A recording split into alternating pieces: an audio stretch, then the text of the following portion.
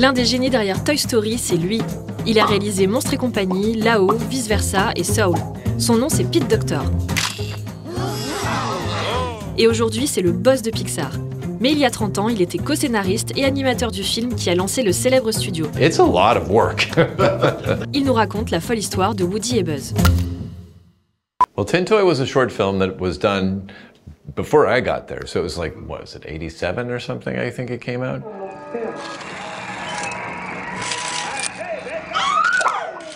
It's a film about a little toy and the world from his perspective, and how a baby, which to us looks cute and wonderful, for him is kind of, a monster. And that just seemed like an idea that was great in a short film, but had more to do with it, kind of looking at the world from a toy's point of view. So when we were finally able to do a feature, we thought, well, let's play around with that. In fact, Buzz, for a little while, was that same character, Tinny.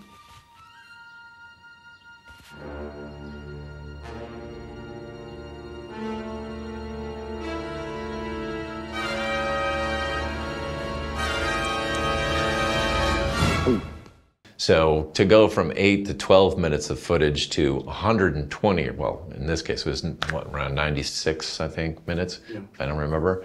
It was just a leap, And so we really had to be strategic in what we were able to do, because we knew we were in it for a marathon. We couldn't just pile everything at the end. We had to be able to, render all this stuff. And so there was a lot of calculating going on, like how many computers would we need? What kind of, the topology, the characters, they had to be a little more simple, too many organic surfaces with lots of detail would have slowed the whole thing down. So we ended up, that was part of the reason why we went toys, actually, because they're solid, rigid characters.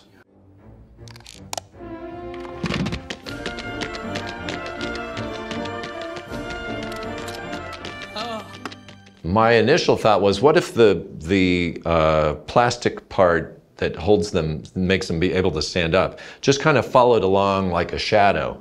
And John Lasseter said, no, it's got to stay attached. I'm like, okay, how do we do that? Well, we ended up building this board with shoes nailed to it and tried to act it out. We filmed ourselves, and it's a lot of work. But that really helped us get the movement right. String him up by his pull string. I got dibs on his hat. Would you boys stop it? Woody, from the beginning, we really wanted to take advantage of the physicality that toys have. So Woody is a floppy rag doll. We looked a lot at the Scarecrow from Wizard of Oz. We looked at real dolls. I made one because there were no Woody dolls back then. So I had a sewing machine, and I made kind of a Woody doll just to be able to see how does he move. And some of that we weren't quite able to get because the technology was limited. So he's a little bit more stiff than I would have liked. But Buzz, on the other hand, was very stiff. He's made out of plastic and rigid, rotating joints that, you can pose almost like it is a doll. So we were really trying to showcase the difference of those two. He doesn't fight evil or shoot lasers or fly. Excuse me. Oh, impressive wingspan. They seem like mirrors of the same thing, the lone cowboy who rides out into the West and discovers new things. And that's the same with Buzz, who's going off into outer space, space explorer. It was also, I don't know if this is true universally, in the US, cowboy shows were huge in the 50s. And then things turned and spacemen replaced them, right? Because the space race came and going to the moon and all of this. So we were really kind of speaking to that as well, that this new toy, he's going to take over.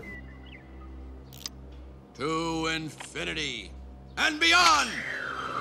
There are a lot of characters that we had grown up with that had little catchphrases. And we thought, well, Buzz should have a catchphrase. And I remember sitting around in a room. It was John and Andrew and me, and we were just throwing out different things. Oh, and Joe, I think, was there too.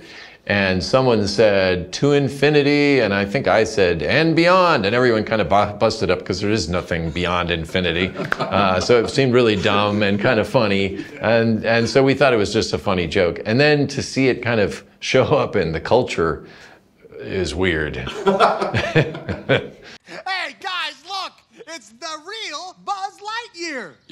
mocking me, aren't you? Oh, no. Buzz, look, an alien! Where? Ah!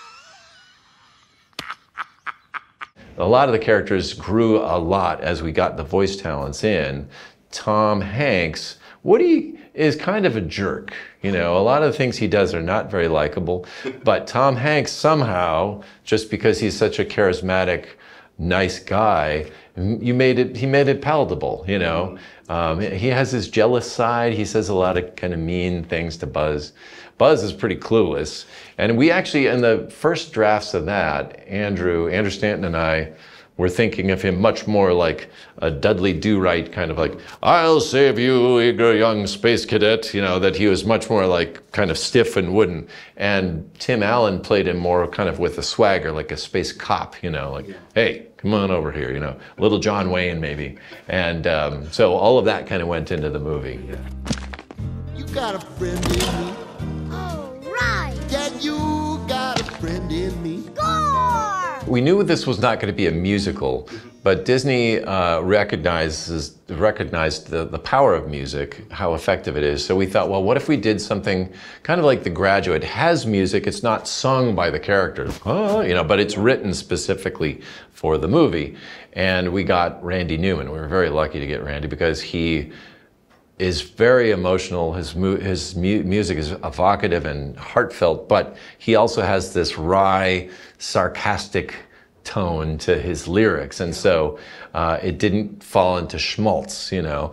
I remember him playing the song to John, and John brought us into his office, and so we heard it over the speakerphone, and we can hear him, all right, so here's the song, and he puts, you know, this phone somewhere, and he's playing it on the piano. Now to see it lasted, you know, through all these different movies, it's crazy to think about that. To infinity and beyond! One frame of Toy Story, there were frames that took 24 hours to render. So just for one frame, the computer goes 24 hours. There are frames on Elio, one frame, 30 hours to render. But of course, it looks a little better too. So we just ask more from the technology now than, and again, it's a kind of more on us, like to restrict ourselves. Now, this is a fun fact. We can actually, today, with the computers we have today, we can render all of Toy Story faster than you can watch it. If you had to re-render the whole thing. So, times have changed. Konbini,